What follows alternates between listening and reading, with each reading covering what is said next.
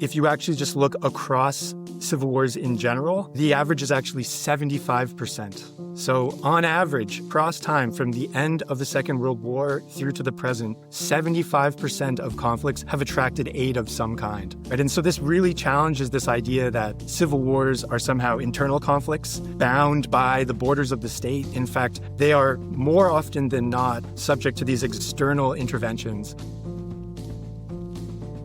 So I've come to believe, based on my time in Afghanistan and seeing other conflicts around the world, that when you conduct what I've started calling security force substitution, where a foreign force comes in and displaces a host nation force, you are inevitably seen or come to be seen as an army of occupation. It doesn't work. You need local forces and local elites to take ownership. Welcome to episode 146 of the Irregular Warfare Podcast. I'm your host, Kyle Atwell. Today's episode explores competitive intervention and the role of external military support in civil wars. Our guests begin by unpacking how opposing states intervene on different sides of civil wars and how this competitive intervention shapes conflict dynamics. We examine the types of aid most commonly provided and how external support often prolongs wars rather than ending them. We also discuss escalation dynamics, including why states tend to provide enough support to sustain partners but not enough to enable them to win. Finally, the episode turns to implications for policymakers and practitioners, particularly in an increasingly multipolar world where proxy war is likely to grow. General retired Wayne Eyre served as Canada's Chief of Defence Staff from 2021 to 2024, the country's highest-ranking military officer. With over 3 decades of service, he commanded at multiple levels, including operational deployments in Afghanistan and Bosnia, and now he serves as a senior fellow and visiting professor at the University of Ottawa. Dr. Noel Anderson is an associate professor of political science at the University of Toronto and author of Wars Without End: Competitive Intervention, Escalation Control, and Protracted Conflict, which today's conversation digs into. Lieutenant Colonel Matt Kuhlman is a U.S. Army officer, military scholar, and the managing editor at the Irregular Warfare Initiative, where he helps curate practitioner and scholar insights for the irregular warfare community. To submit a written article, check out the IWI website at www.irregularwarfare.org. You are listening to the Irregular Warfare Podcast, a joint production of the Empirical Studies of Conflict Project at Princeton University and the Modern War Institute at West Point, dedicated to bridging the gap between scholars and practitioners to support the community of irregular warfare professionals. Here's my conversation with Wayne Eyre, Noel Anderson, and Matt Kuhlman. Wayne Eyre, Noel Anderson, and Matt Kuhlman, welcome to the Irregular Warfare Podcast. Hey, Kyle, thanks for having us, and I'm very excited for the discussion here. And moreover, I want to thank you for running this podcast. I'm a fan, I subscribe, and I believe irregular warfare is still very relevant. In fact, it's probably gaining in importance in this era of great power competition. And moreover, with the subject of today's discussion, as I reflect on it, every one of my deployments overseas was in the context of civil wars or the aftermath of them, from peacekeeping in Cyprus to the former Yugoslavia, Afghanistan, and even in Korea. So great to be here. Yeah, Kyle, thanks so much for the invitation. I'm really looking forward to the discussion today. Thank you, Kyle. Long-time listener, first-time caller. Well, I'm gonna start by saying a huge congratulations to Noel. You are a good friend and a collaborator on the study of proxy warfare and conflict escalation. We have a couple co-authored papers in the works with others to include Dr. Alexandra Chinchilla, who's been on the podcast a couple times, and Dr. Sarah Plana. And in this process over the last couple of years, I've had a front row seat where I've watched you absolutely suffer through the brutal process that is publishing an academic book. So huge congrats on the book, Wars Without End, which is out in the wild now, and we're going to discuss today. Kyle, thanks so much. Yeah, it's been nice to have you beside me as I've slugged through the peer review process, which has been painful at times, but I'm absolutely thrilled that it's finally out, and I'm really glad to get to talk about it today. Yeah, so I'm going to start by motivating the conversation a little bit. We're going to provide some broad framing as to what the conversation is about and why this matters to the listener. And I'll start with you, Noel. What is competitive intervention, which is the topic of your book? And is this just another term for proxy warfare? Yeah, this is a great question. So competitive intervention is a particular configuration of external support to civil wars. So it's characterized by opposing simultaneous transfers of military assistance from different third-party states to both government and rebel combatants that are engaged in a civil war. So these things are competitive in the sense that they are attempts by third-party states to secure competing rather than shared interests in the outcome of a civil war. And they're interventions in the sense that these third parties are using military and economic instruments to influence the dynamics and outcomes of civil wars, mainly by affecting the balance of power between the government force and the insurgent force. And so essentially what we have then is a conflict scenario where the government is receiving external aid from one foreign backer, the insurgent organization is receiving external aid from a different foreign backer, and then these two third-party states are essentially competing by proxy over the outcome of that civil war. And so in that important sense, yeah, competitive intervention is proxy warfare. All competitive interventions are proxy wars. However, not all proxy wars are competitive interventions. As I went through Noel's book, probably the part I found most interesting was the discussion of escalation dynamics and how the interveners will moderate what they provide in terms of support with the impact on escalation on the other intervener in the forefront of their thinking. And that's an aspect I hadn't considered before. Yeah, I mean, that's a good point. This leads to the question of, you're talking about a state giving support to either the rebels in a civil war or the government.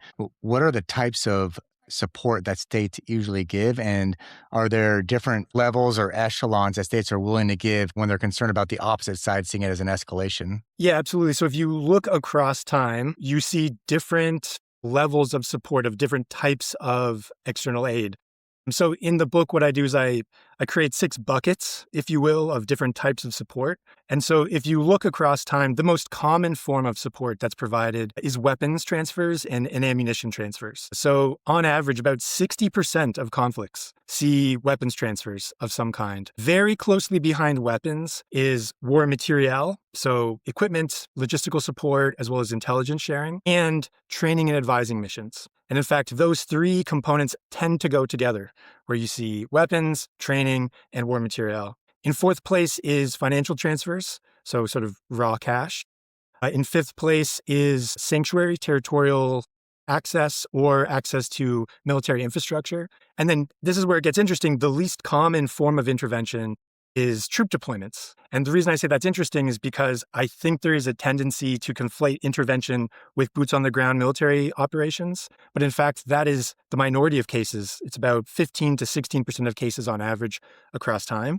And so this highlights why we need a more comprehensive understanding of intervention in civil wars. It turns out that most intervention is not boots on the ground. It's these other forms of support that we see states providing domestic combatants. I want to get into the difference between troop deployments versus advisors, especially with Wayne's perspective. But just to reinforce, you're saying 60% of civil wars occurring around the world have a degree of external assistance at the most basic level. Is that correct? And then just for all of you, how broad is the instance of competitive intervention or proxy war or whatever you want to call it? Is this a very common form of conflict, or is this pretty rare? So just very briefly, I would say 60% is weapons transfers. If you actually just look across civil wars in general, the average is actually 75%. So on average, across time, from the end of the Second World War through to the present, 75% of conflicts have attracted aid of some kind. Right? And so this really challenges this idea that civil wars are somehow internal conflicts bound by the borders of the state. In fact, they are more often than not subject to these exogenous shocks, these external interventions in the form of external aid. In fact, Noel, I think we would be hard-pressed to find a conflict since 1945, a civil war, that didn't bring in that external support. Can you think of any? So this gets into questions about how we define civil war. And so essentially, as you begin to increase what in political science we would call the death threshold, so how many individuals have to be killed for it to, quote unquote, count as a civil war? As you increase that threshold, it becomes increasingly difficult. More often, the cases where you do not see this is much smaller conflicts. These can be sort of border insurgencies. Coups often are characterized by an absence of external support, although not always. And so, yeah, that's why when we look across time,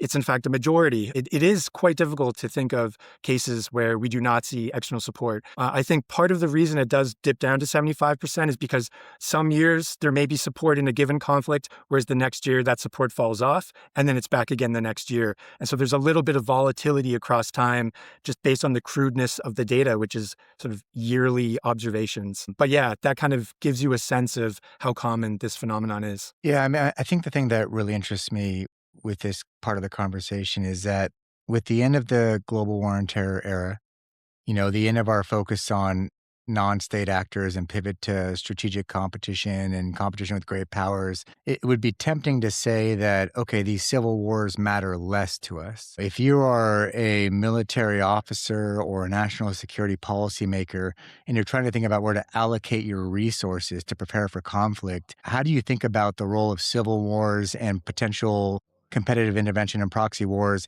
in the context of, a potential great power war with China or Russia or whoever? How do you balance that? Hey, Cal, that's a great question. And I think we need to be looking at the future as one potential scenario has the world moving back to spheres of influence. And the fight becomes over those marginal countries that are in the middle or in between these spheres as great powers compete for interest. The other factor I think we need to be mindful of is the move towards hybrid warfare. And we've seen the weaponization of human migration. And you could argue that nothing produces more migrants than civil wars. And so they have a direct impact on a country's national security as well. And that's why they continue to be of importance. And if I may add, I think it's noteworthy too that military aid and military assistance doesn't just go to countries that are in conflict. It's a cost-effective means to influence policy and to secure interests across the board, across various interests in various regions. So often military assistance has more impact in regions that aren't priorities, that kind of may be in conflict but aren't kind of priorities for the larger powers, the polarities or large poles in the system. Economy of effort, if you will. Absolutely. Yeah, and if I can just pick up on that, the data also demonstrates over time that although the Cold War bipolar period was, of course, characterized by pervasive levels of competitive intervention by the great powers, by the United States and the Soviet Union, Matt is absolutely right that aid was not just flowing to these civil war zones. It was also flowing to client states of the United States and the Soviet Union. So the US and the Soviets, they were using military assistance programs to build up their alliance networks, build up their blocs. And these non-great power states that were clients of the United States and the Soviet Union, they found ways to leverage the money and arms that they were receiving from the great powers to pursue their own independent foreign policy ends. And so you have arguably quite small states, like think about Cuba. Cuba is involved in civil wars in Ethiopia, in Zaire, and in Angola. Libya is providing aid to rebels as far afield as the Philippines and even Northern Ireland. And so what's going on here is these client states are able to leverage superpower aid to engage in what I would call foreign policy adventurism. And this, in fact, leads to a proliferation of competitive intervention among non-great power states. So this isn't just a Cold War story about the US and the Soviets. This is a story about competitive intervention by non-great powers as well. So what we've established is just by the numbers, just looking at the number of conflicts in the world, the number of them that are state on state, major wars versus civil wars versus competitive interventions. Competitive intervention and civil wars are going to continue to most likely be important. They were during the Cold War, another era of great power competition. They were in the GWOT era, and it seems like they continue to be important today. Noel, I'd like to ask the question of whether external intervention impacts a local civil war. And this is interesting because, in my own research and my own experience with practitioners and scholars, there are a lot of people who argue that external intervention has no impact on the trajectory or direction of civil war. Like if foreign actors give aid, a civil war will happen. If they don't give aid, it will still happen. What is your answer to this question of does external intervention even matter at all? It would be that external intervention very much matters. And in particular, this competitive intervention dynamic really matters. So to give you an example, when you look at conflicts that attract competitive interventions, they are associated with a 50% decline in the hazard of conflict termination. So to put that another way, the likelihood that those conflicts end is reduced by 50%. So that's a finding that holds across the wide range of social and economic and political contexts in which civil wars are waged. And that's also a very robust finding. So that is a finding that is true if you look just at the bipolar Cold War period. It's a finding that's true if you look just at the unipolar post-Cold War period. It's a finding that holds if you look at just great power intervention. It's a finding that holds if you look at just non-great power intervention. So competitive intervention is substantively associated with a very large increase in average conflict duration. And this is statistically significant and meaningful. So yes, competitive intervention and intervention more broadly has often very dramatic impacts on civil war dynamics and outcomes. Well, based on my experience, most civil wars I've seen have had a definite ethnic component to it. And that ethnic component has been exploited by national leaders seeking to create a sense of insecurity about the other.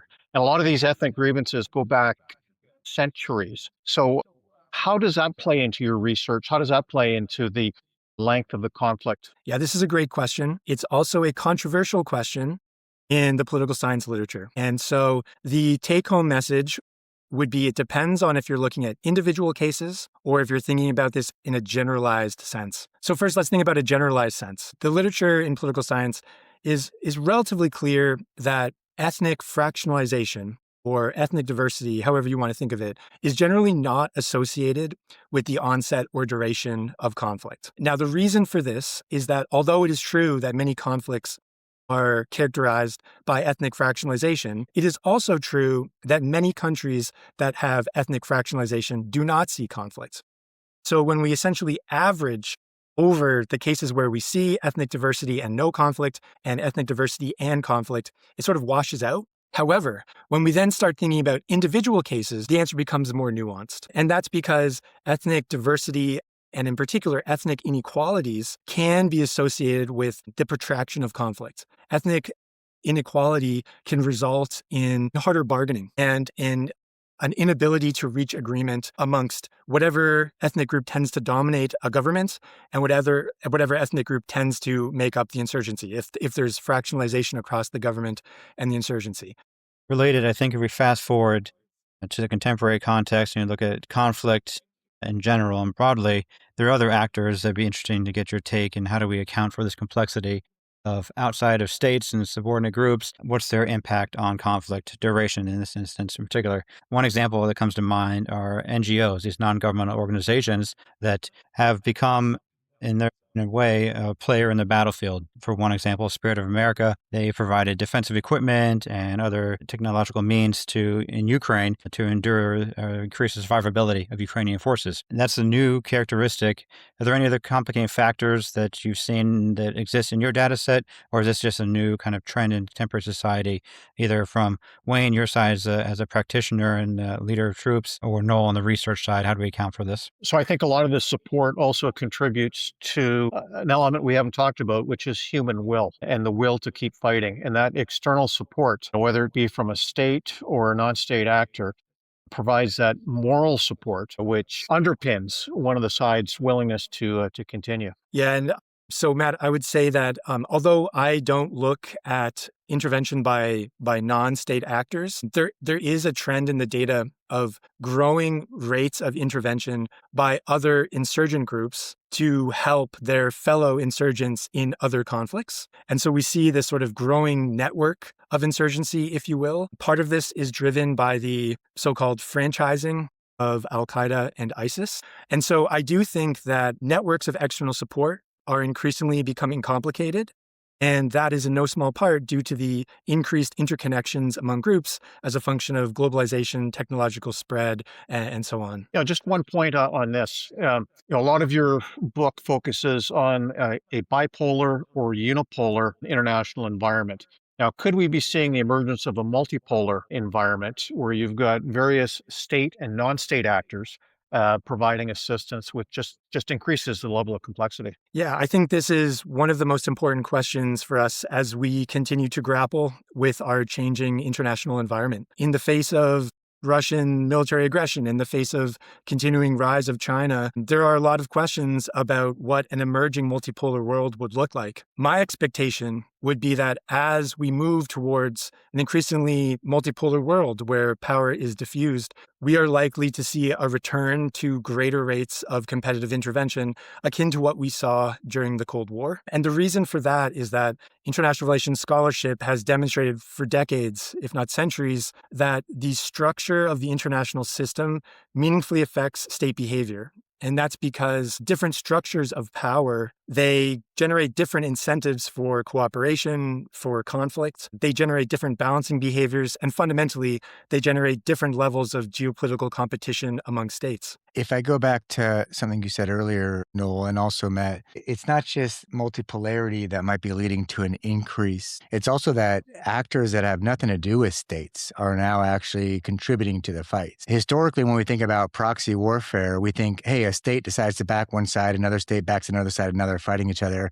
But now there's these other actors, and it could even be a major corporation. For example, the impact that Starlink has had in Ukraine. And that totally convolutes the idea of external support. Kyle, to add on that too, as you mentioned, Starlink's a great example as well. There's the power of these corporations that they have. And during the global war on terror, obviously, there's proliferation of private security groups, the kind of this hybrid gray zone operation. So we see it more as well with the Wagner Group or the Africa Corps that Russia does in Africa. Even China has an increase in private security companies. This is a big gray zone that convolutes the challenges of conflict in a contemporary sense. However, I think to tie this to Noel's book as well, one of many aspects I enjoy of the book is his case selection. In particular, when talking about the Angola conflict, he didn't focus on the United States or Soviet per se, but really on Cuba and South Africa.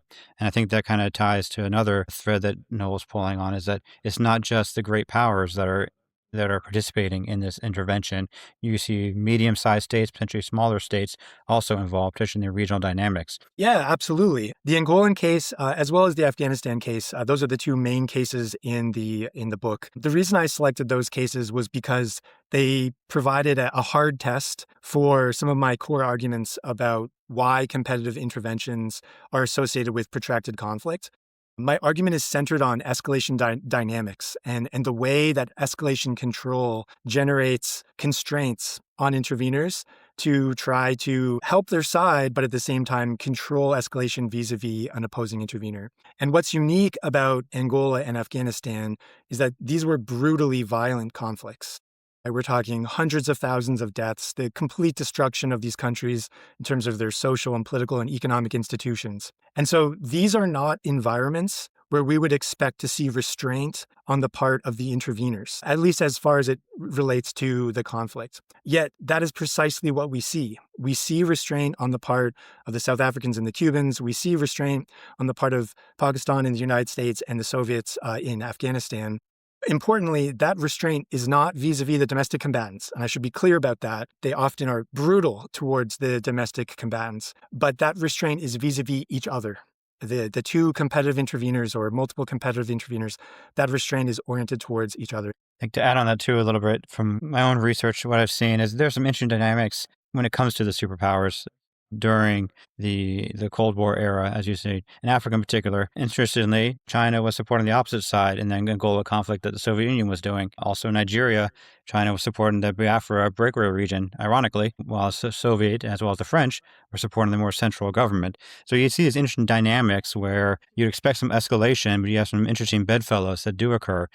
In a multipolar world, do you think that possibility exists as it does now going forward? Are there an opportunity for strange bedfellows to cooperate instead of compete? No, absolutely. Much like deterrence in a multipolar environment, competitive intervention is going to be much more fraught with complexity and unintended consequences, perhaps. So understanding who is doing what in these cases, I think, is going to be a challenge going forward for any country that becomes involved. But isn't the inability to understand what's going on part of the purpose of why states do this less direct form of conflict? Like if you can obfuscate who's supporting who and who's fighting who, then you have plausible deniability, and therefore you can essentially get away with things without it escalating. Well, Kyle, I think this goes back to one of your earlier comments about the intensity of the support, which is defined in terms of footprint, attribution, location, whether it's in the country undergoing conflict or in a third location. And as you increase in all of those closer to the conflict, the risk of escalation goes up. I mean, Wayne, I'd love to push on this one a little bit more because we talked earlier about the difference between troops on the ground and advisors on the ground, which are troops who are calling themselves advisors. As a senior military leader, how should we conceptualize the difference between troops on the ground and advisors? And is there some clear line here, or is this kind of political witchcraft that allows us to communicate things that aren't actually happening on the ground? So it becomes very blurry, but a lot of it is defined in terms of size and role and where they're going to be vis-a-vis the conflict. Are they going to be right in the front lines where they could potentially become or cause casualties, or are they farther back focusing more on the training and the advising? And so there's no clear, simple threshold for that. Attribution is a key part of it as well. Do you want to let the other side know that you actually have people there so that they avoid targeting of your individuals, to avoid that going up the escalation ladder? So many considerations here. If I could just build on what Wayne had just mentioned there, this is precisely what we saw in Angola. In Angola, there were Soviet advisors, and those Soviet advisors were assisting the MPLA government. And the MPLA government was engaged in large-scale confrontation with UNITA, but they were also confronting the South Africans. These advisors were forward deployed with MPLA units, but they would make sure that they were just a few kilometers away from the Angolan units, from the MPLA Angolan units. And the South Africans, for their part, took care to make sure that they did not target those Russian or Soviet advisors. And so you can see the signaling game taking place. And in memoirs, Soviet advisors, they acknowledge this. They say, we know that the South Africans are avoiding. Sometimes the South Africans would even shoot leaflets over to say, hey, we're coming. So we don't want to mess with the Soviets. We're here for the Angolans. And so there's even explicit communication taking place to essentially deconflict those Soviet advisors from South African combat troops. And Noel, didn't we see the same thing in Syria? Yes, absolutely. And we've seen that with many states, in fact. With respect to Syria, one of the important thresholds has been oriented around the Euphrates River, where U.S. troops and their partners have tended to stay east of the river, whereas the Russians have tended to stay west of the river. And that has, for the most part, helped to deconflict American and Russian troops. There are, of course, instances where things have broken down, but for the most part, these have been effective to quite literally physically separate the different interveners. Why I find this so interesting is that you have combatants on both sides getting into conflict. I mean, when these advisors or troops, wherever you want to call them, get into warfare, there's real risk. People die, they're really killing people. And yet the external powers who are intervening are creating artificial lines to make sure that while they're contributing to this civil war fight, they're not going to attack each other. And it's just this complex thing where you're really in a fight, but also you're putting all these limits on it for political reasons.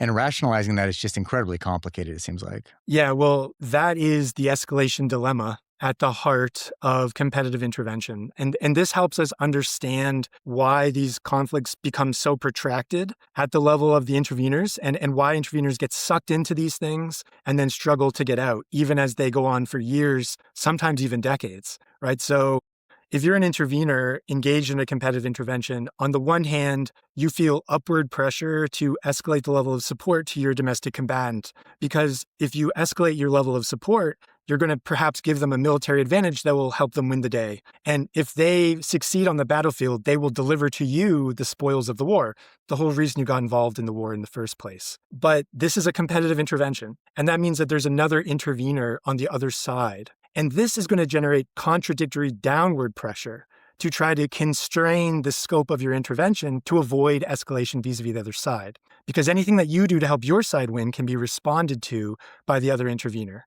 And so the other intervener may respond in kind, where they match your escalation. And this is bad because now you have upped your investment in the conflict, but you're not going to achieve anything. But much more risky is the other side may not just respond in kind, they may counter-escalate. And they may try to effect a reprisal on you, right, for trying to help your side win. And this can all generate these action-reaction dynamics, where one side escalates, the second counter escalates, the first counter escalates, and then you begin spiraling up the escalation ladder, such that at the top of that escalation ladder is this risk of conventional war between the interveners in that civil war. And so this seems, kind of extraordinary, but it happens more often than you might anticipate. It's what we see in a place like Syria. It's what we saw in Angola. In Angola, you had at one point 55,000 Cuban troops standing up against thousands upon thousands of South African troops. And so this is a really bad scenario, right? And there's a need to find a way to control this escalation. And then these thresholds, that's how they do it. The thresholds are the unofficial rules of the game that constrain the scope of intervention and to tamp down those escalation spirals. The problem is that although these thresholds are really effective at controlling escalation, they simultaneously prevent the conferral of decisive military advantages on those domestic clients. And the net result is these protracted wars where you're providing just enough support to help your side survive, but you're not providing enough to help them decisively win. And this explains this protracted character of these civil wars that are afflicted by competitive intervention. I think this escalation dynamics that Noel explores are fascinating. At the same time, there's an aspect whereas there's an absolute ceiling for escalation dynamics that both sides or external interveners don't want to get involved in. There's almost an attraction to become involved in the first place.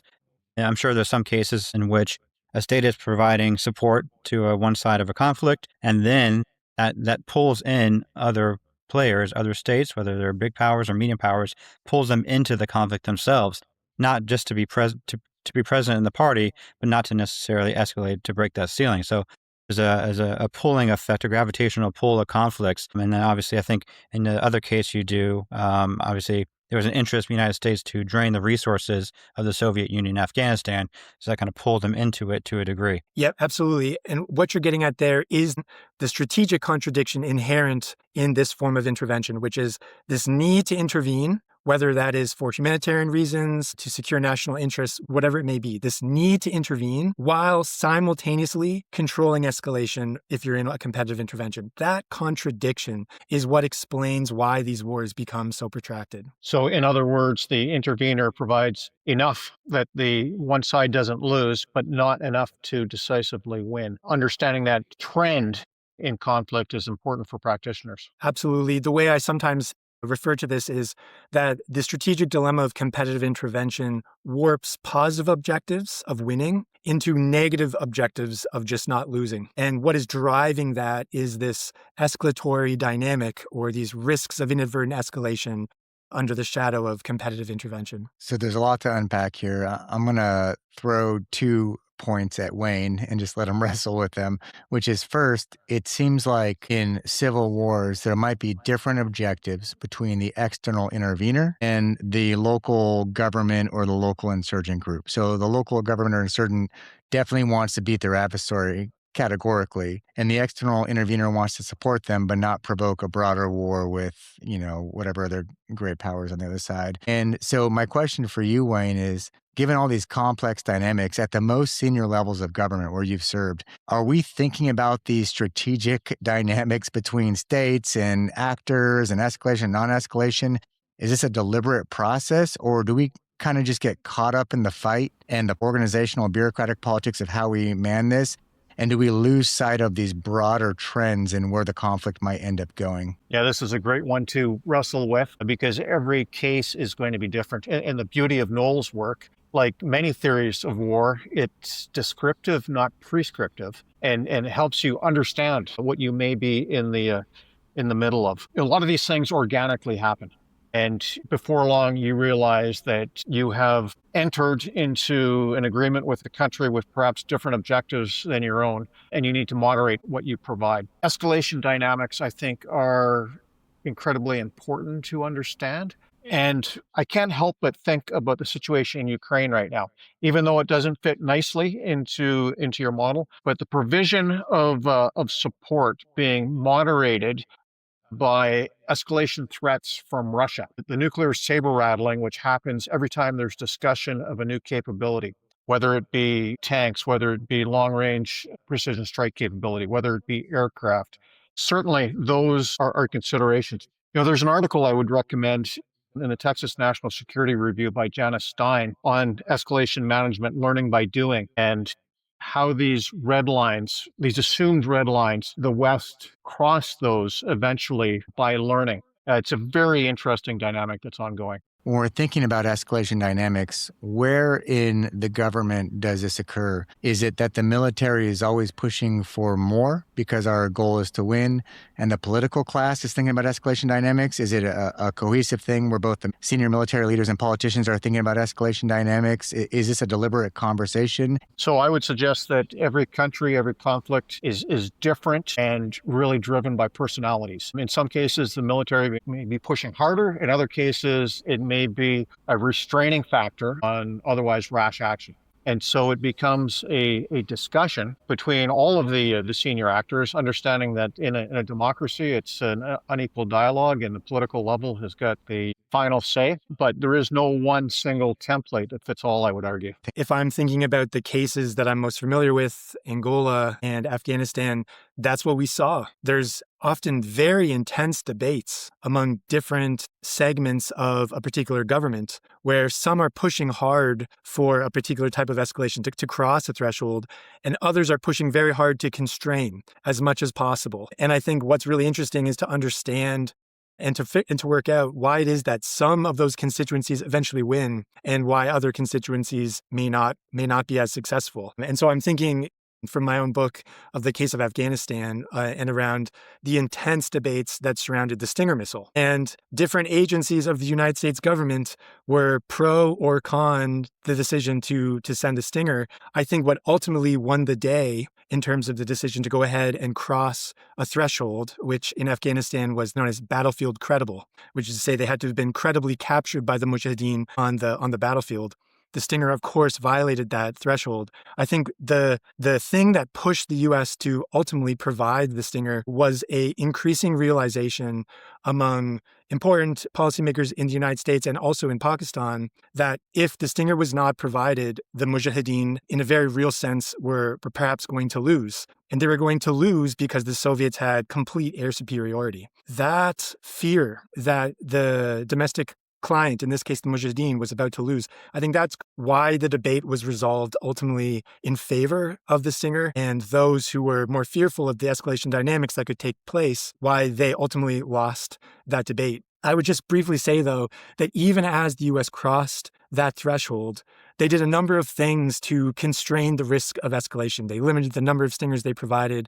They provided sort of the first version, the first variant of the Stinger that the Soviets could relatively easily defeat with countermeasures. And so even as they crossed the threshold, they did things to constrain escalation. And I would just flag that this is exactly what Janice Stein flags in the article that Wayne just mentioned. She highlights how the U.S. essentially learns by doing. They'll cross a threshold ever so slightly, and then they will wait. And they will put constraints around that threshold violation, and they'll see what the Russian reaction will be. If the Russians don't react in a particularly negative way, they'll push right up to the threshold again, and then they'll cross. And I think that's why you see the nature of escalation that we've seen in Ukraine, where it began with the javelins, and then it gets to the tanks, and then it gets to the F-16s, and then it gets to the ATACMS. They're slowly but surely learning by doing. In another context that I think is germane to this is we see it outside of conflict as well. In the escalation dynamics, we see salami slicing techniques and tactics, right?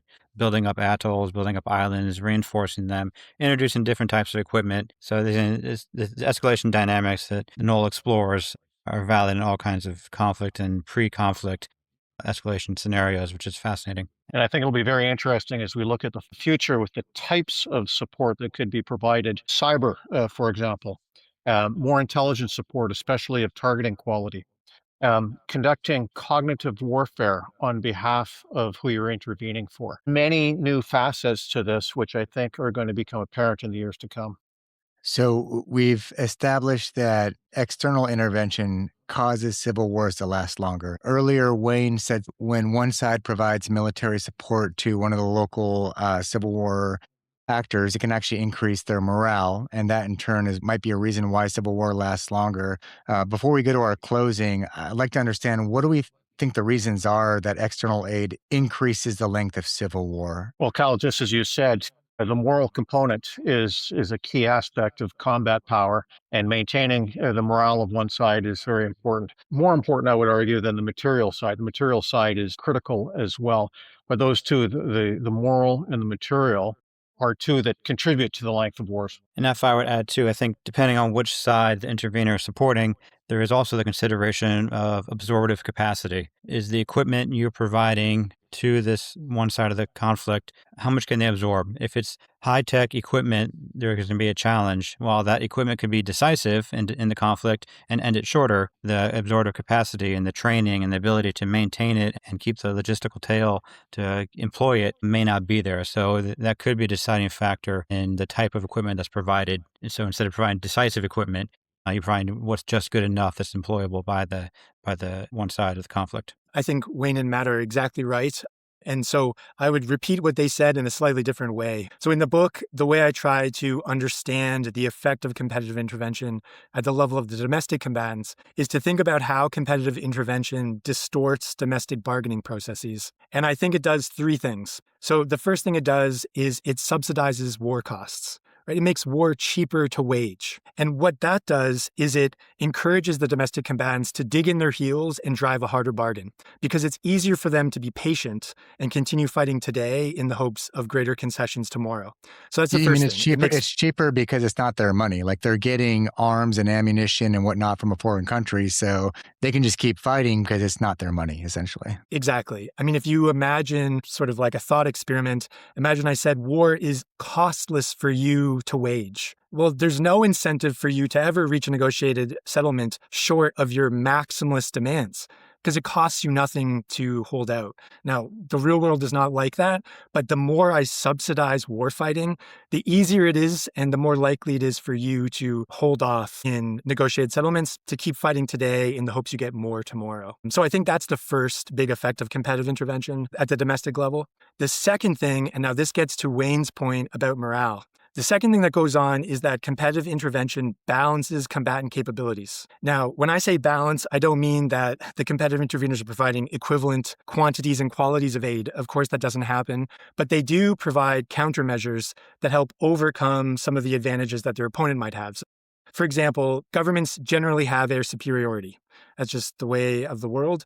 But maybe one of the interveners provides their insurgent client with something like manned portable air defense systems, like Stingers, for example, which is what the US did in Afghanistan. What that does is it counters the military advantages of the opponent, and this generates balance. And when you get balance in that sense, stalemates set in, and intangibles like morale, like resolve, they become much more important, because now it's not clear who's going to win, right? Because neither of us have a decisive advantage. And so now those intangibles, they become so important, and that encourages continued fighting. And then the third element of competitive intervention at the domestic level is it increases uncertainty. And so there is a lot of covert networks and obscurity related to these external aid flows. It becomes very hard for the domestic combatants to work out how the relative balance of power looks at any given time. That uncertainty, once again, encourages continued fighting,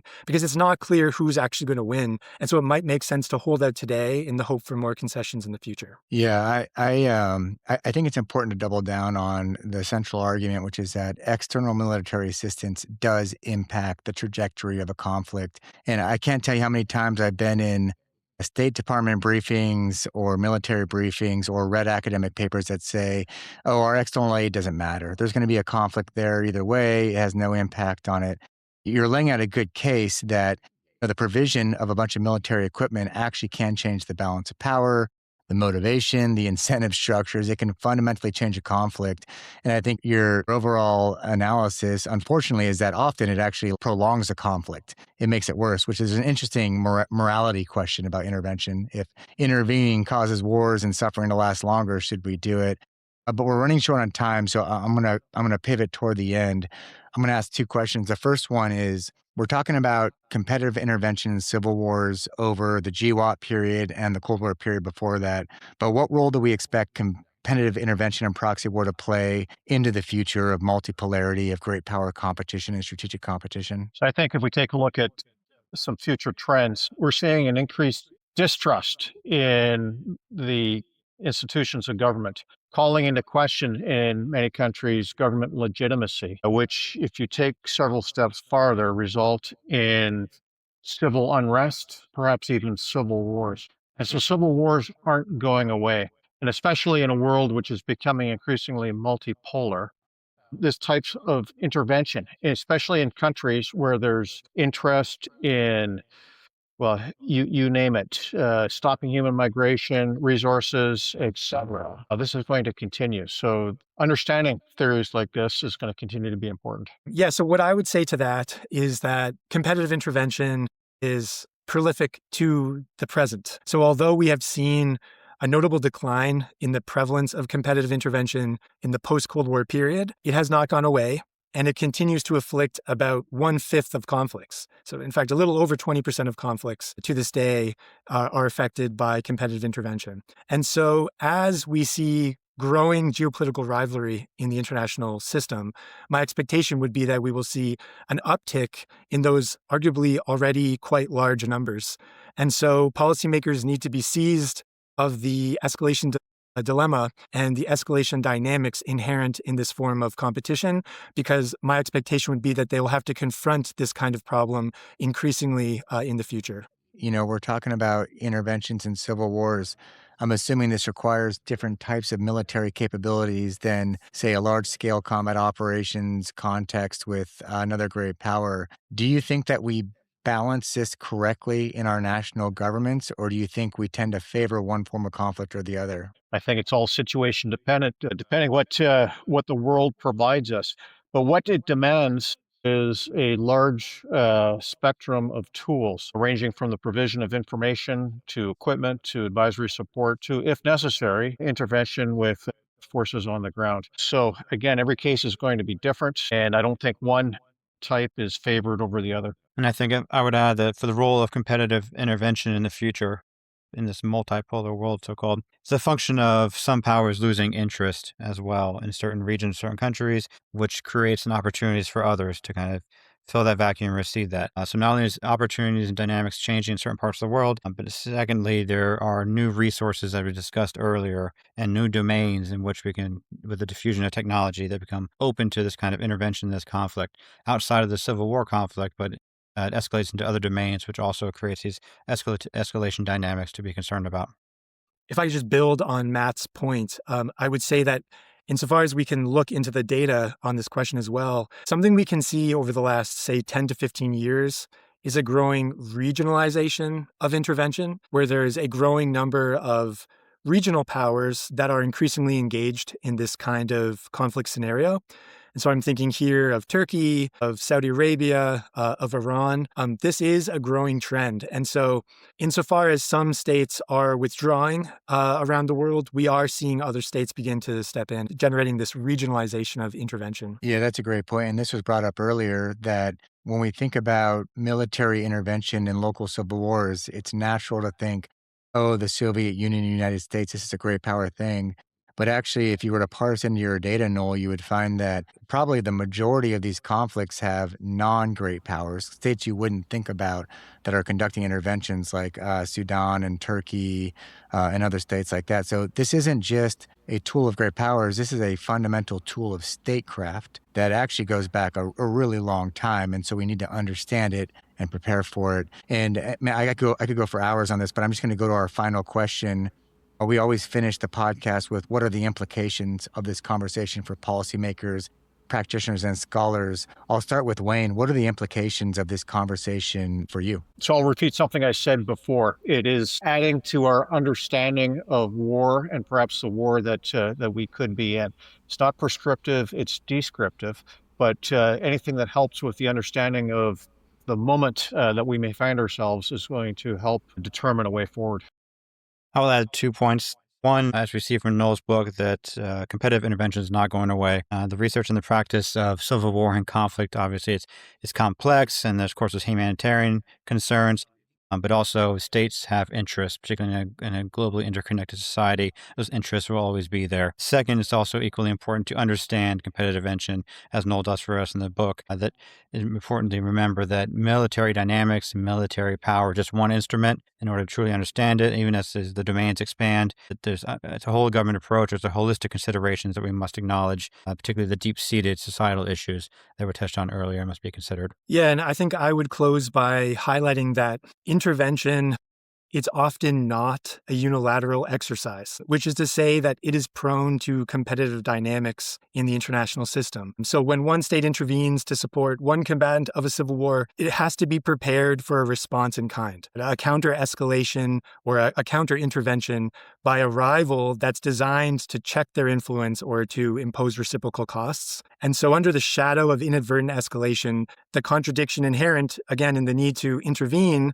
and at the same time, the need to control the risk of enlarged conflict, that can warp positive objectives of winning into negative objectives of not losing. And far from facilitating negotiated agreements, that can distort domestic bargaining processes in ways that prolong rather than resolve civil wars.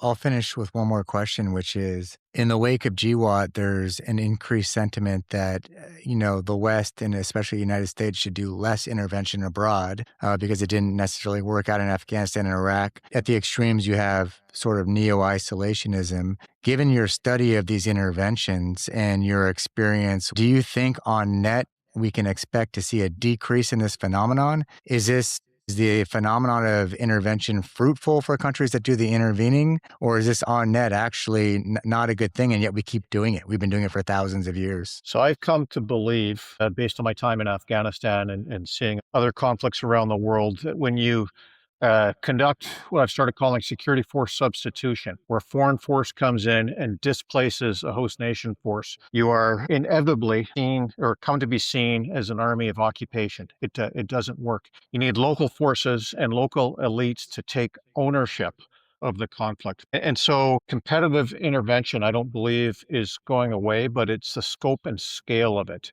Perhaps not at the higher end as we saw in Afghanistan and Iraq, but certainly with provision of equipment, of training, of advice that has much scope to continue. Yeah, Kyle, I think your question really is sort of a moral quandary. It's a moral dilemma. So my work very clearly shows that competitive intervention prolongs conflict, and so it prolongs suffering. At the same time, I'm saying competitive intervention is not going away. And in fact, it's likely to increase in frequency with time as we sort of see the diffusion of power. And so that puts us on the horns of a dilemma for sure. And so I think I would just say two things. First, national security establishments do need to develop capabilities suited to proxy conflicts, including competitive interventions. I think that conventional war among peer competitors, that represents the most dangerous threat at the current moment for sure. But I think that the most likely threat is going to take the form of these kinds of indirect conflicts. And so for that reason, I think that policymakers need to be prepared. And I think that the types of capabilities necessary to address these kinds of conflicts are going to differ fundamentally from those that they would need for conventional confrontations.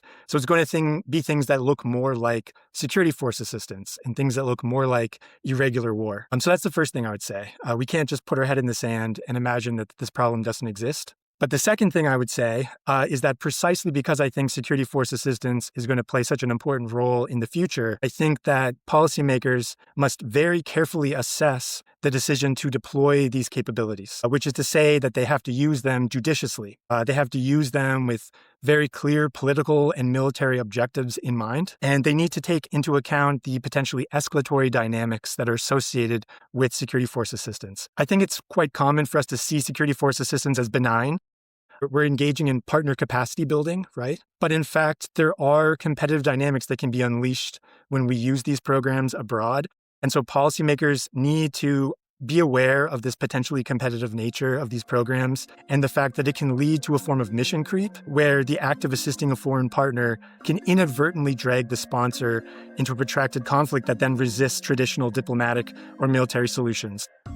Wayne Eyre, Noel Anderson, and Matt Kuhlman, this has been a great conversation. Thank you so much for joining us today on the Irregular Warfare Podcast. Hey, Kyle, thanks for having us. Great discussion today, and keep up the great work with the podcast. Yeah, Kyle, thanks so much for the opportunity. This has been fantastic discussion, and I really appreciate it and all of the work that IWI does. Thanks, Kyle, and to the broader IWI team for all the great work, and happy to be here.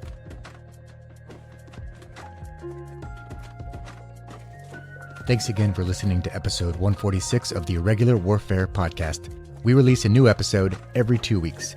In our next episode, Ben Jebb and I discuss adapting U.S. industry for future wars with Dr. Seth Jones from the Center for Strategic and International Studies and the current Army Chief Technology Officer, Dr. Alex Miller. Following that, Elisa speaks with General Joseph Votel, former commander of both United States Central Command and United States Special Operations Command, and Dr. Chris Blair from Princeton University about the strategic logic of large militant alliance networks. Please be sure to subscribe to the Irregular Warfare Podcast so you do not miss an episode. You can also engage with us on X, YouTube, Facebook, LinkedIn, and across many other platforms.